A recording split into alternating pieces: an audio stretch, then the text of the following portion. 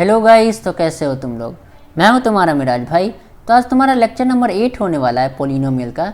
इससे पहले वाले लेक्चर में मैंने बताया था कि relation between zeros and a coefficient of polynomial क्या होता है। जाकर देख लेना, प्लेलिस्ट का जो लिंक है वो मैं डिस्क्रिप्शन में दे दूंगा, ठीक है। तो मैं उसको थोड़ा रिवाइज करवा देता हूँ। मैं कल क्या बताया था कि मान लो तुम्हारा एक क्वाड्रेटिक पोलिनोमियल दिया हुआ है ax² प्लस bx प्लस सी, ठीक है। और इसका मान लो तुम्हारा जो जीरोज है वो तुम्हारा क्या है, अल्फा है, और दूसरा जो जीरोज है वो तुम्हारा क्या है, बीटा है।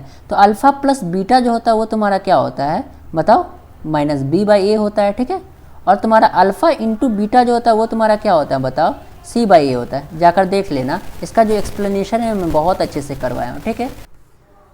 देखो तो तुम्हारा एग्जाम्पल नंबर 3 ऑफ एनसीईआरटी क्या बोल रहा है, find the zeros of the polynomial x² minus 3, ठीक है, and verify the relationship between zeros and the coefficient, ठीक है। समझ में आया? नहीं समझ में आया होगा तो मैं बताता हूँ, ठीक है।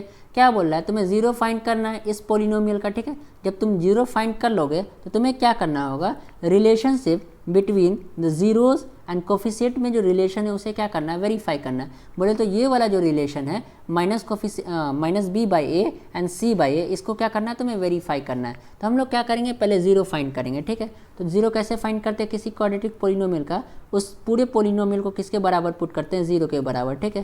तो हम लोग क्या करते हैं, फिर x² क्या करोगे तुम, 3 को राइट में लेकर जाओ, क्योंकि ये बहुत ही ईजी है, ऐसे ही सॉल्व हो जाएगा, मिडिल टर्म स्प्लिटिंग की कोई ज़रूरत नहीं है, ठीक है।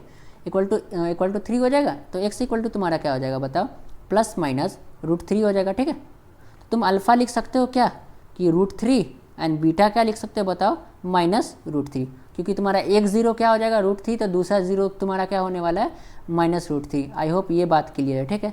अब हमें क्या करना है, वेरीफाई, तुम्हारा जीरो फाइंड हो गया। अब हमें क्या करना है, रिलेशनशिप जो है उसको वेरीफाई करना है। तो उसके लिए क्या करना है, तुम्हें पहले क्या कर दो, ये जो तुम्हारा क्वाड्रेटिक पोलिनोमियल दिया हुआ है x² माइनस 3, उसको किस फॉर्म में लिख दो, इस फॉर्म में लिखो, ठीक है।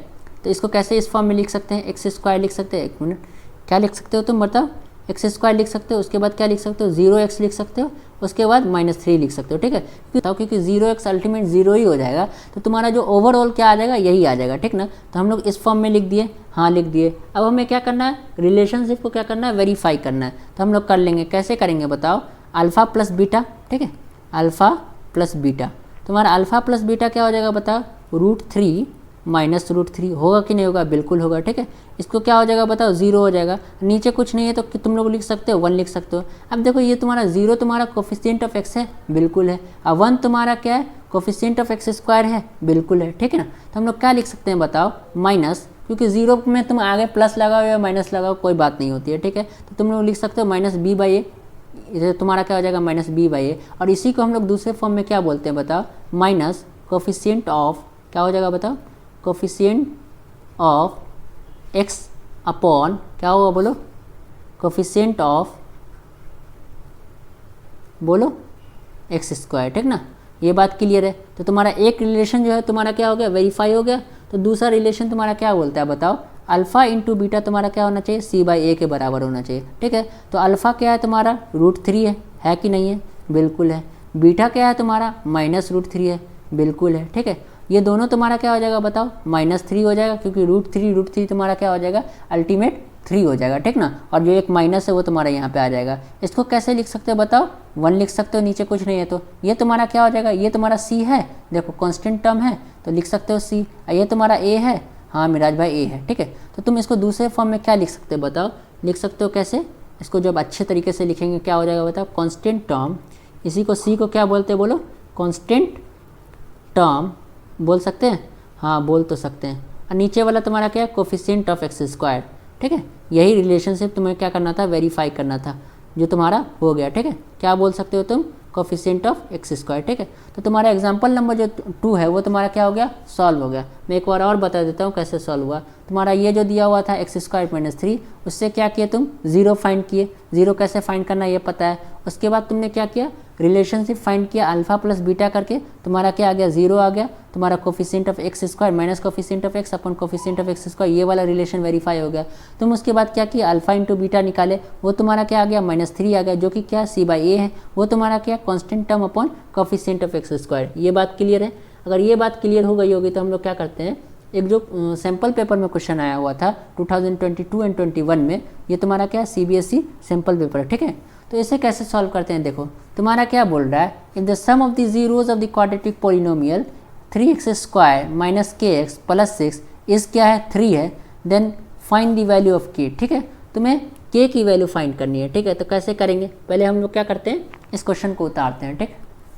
क्या है तुम्हारा क्वेश्चन, 3x² तुम्हारा माइनस kx, ठीक ना, प्लस 6 है, ये दिया हुआ है। इसको किस फॉर्म में लिख दो, इससे कंपेयर कर दो, x² plus bx plus c, ठीक है। तो तुम्हारा a क्या हो जाएगा बताओ, 3 हो जाएगा, b क्या हो जाएगा बताओ, माइनस k हो जाएगा, ठीक है, और c क्या हो जाएगा बताओ, 6 हो जाएगा, ठीक है।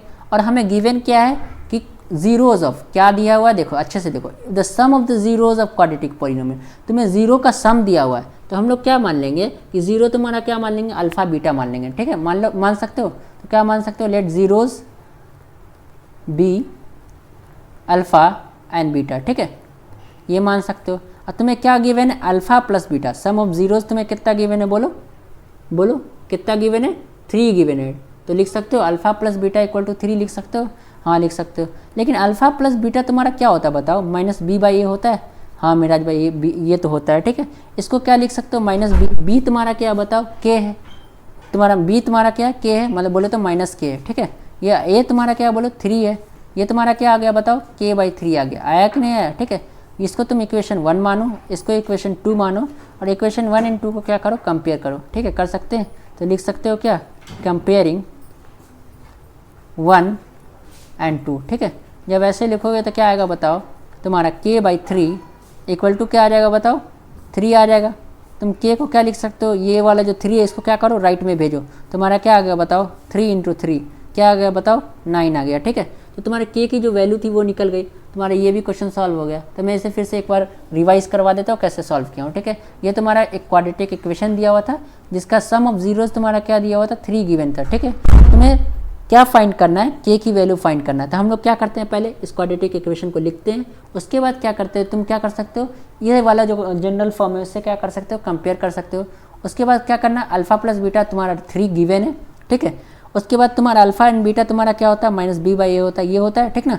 उसके बाद तुम क्या करना, कंपेयर करना 1 एंड 2। जब तुम कंपेयर करोगे और सॉल्व करोगे तुम्हें k की वैल्यू तुम्हें क्या आ जाएगी, अल्टीमेट 9 आ जाएगी, जो यही हमें निकालना था, निकल गया, ठीक है।